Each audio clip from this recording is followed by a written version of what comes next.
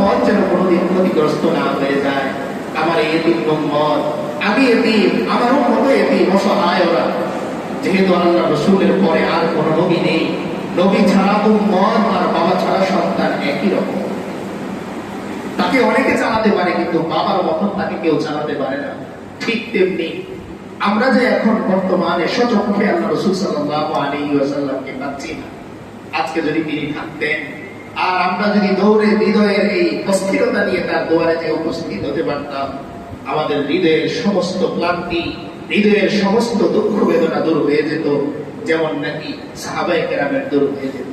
তারা যখনই পেটে ক্ষুধা থাকতো দৌড়ে চলে আসতেন, আর আল্লাহ রাসূল সাল্লাল্লাহু আলাইহি ওয়াসাল্লামের চেহারা মোবারকের দিকে তাকিয়ে নিজের ক্ষুধার কথাও ভুলে যেতেন।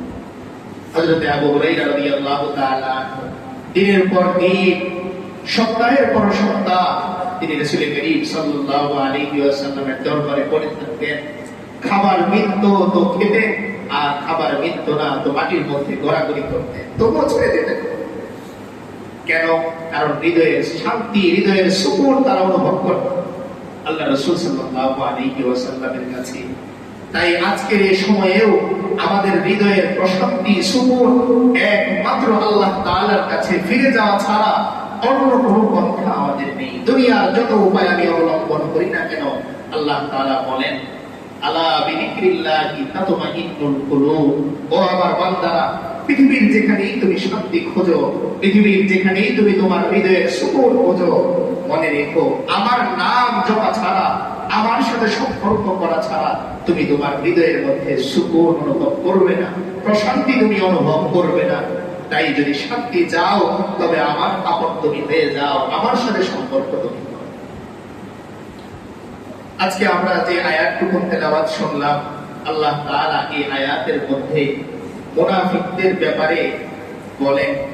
মুনাফিকদের বৈশিষ্ট্য সম্পর্কে আমি যে হাদিসটুকু তেলাওয়াত করেছি, পাঠ করেছি, আল্লাহ রাসূল সাল্লাল্লাহু আলাইহি ওয়াসাল্লাম সেখানে নিফাকের বা মুনাফিক হওয়ার লক্ষণ সম্পর্কে আলোচনা করেন। আজকাল আমাদের সমাজের মধ্যে এই তিনটি আলামত যদি আমরা ডানে বামে একটু খুঁজি, আমার নিজের মধ্যে খুঁজি, তো আফসোসের বিষয় হবে এই যে আমি খুঁজতে দেখবো এই তিনটাই আমার মধ্যে আছে। অথচ আল্লাহ তাআলা আমি যে আয়াতটুকু পড়লাম, এই আয়াতের মধ্যে মুনাফিকদের শাস্তি সম্পর্কে আল্লাহ তাআলা বলেন। আল্লাহ বলেন, ইন্নাল মুনাফিকিনা ফিদ দারকিল আসফালি মিনান নার। নিশ্চয়ই মুনাফিকরা জাহান্নামের সবচেয়ে নিম্ন স্তরে থাকবে। অর্থাৎ আমি আল্লাহ জাহান্নামের যতগুলো স্তর বানিয়েছি, যতগুলো বান্দা আমার জাহান্নামে যাবে, এর মধ্যে সবচাইতে নিকৃষ্ট স্তর, সবচাইতে নিকৃষ্ট জায়গা হবে মুনাফিকদের জন্য। আল্লাহ তাআলা এই আয়াতের মধ্যে কাদের ব্যাপারে বলতেছেন? মুনাফিকদের ব্যাপারে। মুনাফিক বিধর্মী থেকে হয় না, মুসলমানদের থেকে হয়। কার থেকে? মুসলমানদের থেকে। তার মানে আল্লাহ তাআলা বোঝাতে চাচ্ছেন, ও আমার বান্দা, ঈমান আনার পরেও মুনাফিক যেন তুমি না হয়ে যাও, এই ব্যাপারে তোমার সচেতন থাকতে হবে, সতর্ক তোমার থাকতে হবে।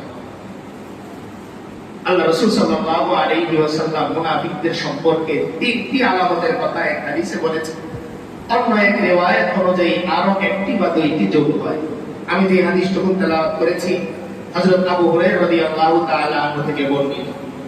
عن أبي هريرة رضي الله تعالى عنه قال قال رسول الله صلى الله عليه وسلم آية المنافق ثلاث। আল্লাহ রাসূল সাল্লাল্লাহু আলাইহি ওয়াসাল্লাম বলেন, ও আমার উম্মতেরা, মনে রেখো মুনাফিক হওয়ার লক্ষণ তিনটি। কয়টি? তিনটি। এক নম্বরে ইযা হাদাসা কাযাবা। আমার যে উম্মত কথা বলার সময় মিথ্যা বলে, মনে রাখবে আমার ওই উম্মতের মধ্যে মুনাফিক হওয়ার একটা আলামত আছে।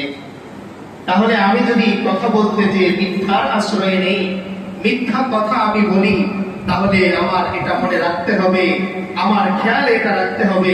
আল্লাহ রাসূল সাল্লাল্লাহু আলাইহি ওয়াসাল্লাম নিফাকের যে আলামতগুলো বলেছেন, এর মধ্যে একটি আলামত আমার মধ্যেও আছে।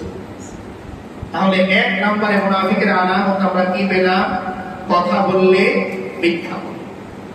এবার আসুন আমি কোন কোন জায়গায় মিথ্যার সাধারণত আশ্রয় নিই।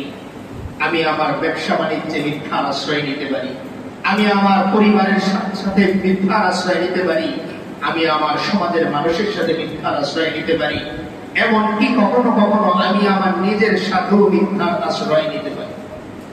কিভাবে? অনেক সময় দেখবেন একটা কাজ করতে গেলে মনের মধ্যে সন্দেহ তৈরি হয় যে এই কাজটি সম্ভবত আমার জন্য করাটা শোভনীয় নয়, কিন্তু তবুও আমার জেদ, আমার ক্ষোভ, আমার রাগ, আমার হিংসা, আমার বিদ্বেষ এই কাজ করতে আমাকে বাধ্য করে। এই যে আমার মন সন্দেহের দিকে আমাকে নিচ্ছে আর আমার জেদ এর বিপরীতটা করতে বাধ্য করতেছে, এটা আমি আমার নিজের সাথে মিথ্যার আশ্রয় নিলাম। কেন? কারণ সত্য ছিল সেটাই, যেটা আমার হৃদয়ে বলছিল যে এই কাজ আমি একজন মুসলমান হিসেবে, এই কাজ একজন মানুষ হিসেবে আমার জন্য করাটা উচিত নয়। কিন্তু আমি ডানে বামে চিন্তা করে মনের বিরুদ্ধে যে একটা খারাপ কাজ আমি করে ফেলি, এটা আমার নিজের সাথে প্রতারণা, আমার হৃদয়ের সাথে প্রতারণা। এজন্য গুনাহ কাকে বলে? উলামায়ে কেরাম গুনাহের সংজ্ঞা দেয় যে যেই জিনিস আমার হৃদয়ের মধ্যে সংশয় তৈরি করে, সন্দেহ তৈরি করে, সেটাই গুনাহ। গুনাহ কাকে বলে? যেই কাজ করতে গেলে আমার হৃদয়ের মধ্যে কি তৈরি হয়? সন্দেহ তৈরি হয় যে এই কাজটা আমার জন্য করাটা ঠিক হবে কিনা। এতটুকু সন্দেহ যে এই কাজ করতে গেলে আমার হয়, উলামায়ে কেরাম বলেন এটাই গুনাহ। কারণ আল্লাহ তাআলা, আমরা এর আগে একটি হাদিস শুনেছিলাম যে আমাদের হৃদয়টা আল্লাহ তাআলা যখন তৈরি করলেন তখন কোন ফিতরত দিয়ে তৈরি করেছেন? আল্লাহর ফিতরত দিয়ে। কুল্লু মাউলুদিন ইউলাদু আলাল ফিতরা, প্রতিটা নবজাতক, প্রতিটা শিশুই যখন জন্মগ্রহণ করে আল্লাহ তাআলা তাকে একটি শুদ্ধ হৃদয় দিয়ে, একটি শুদ্ধ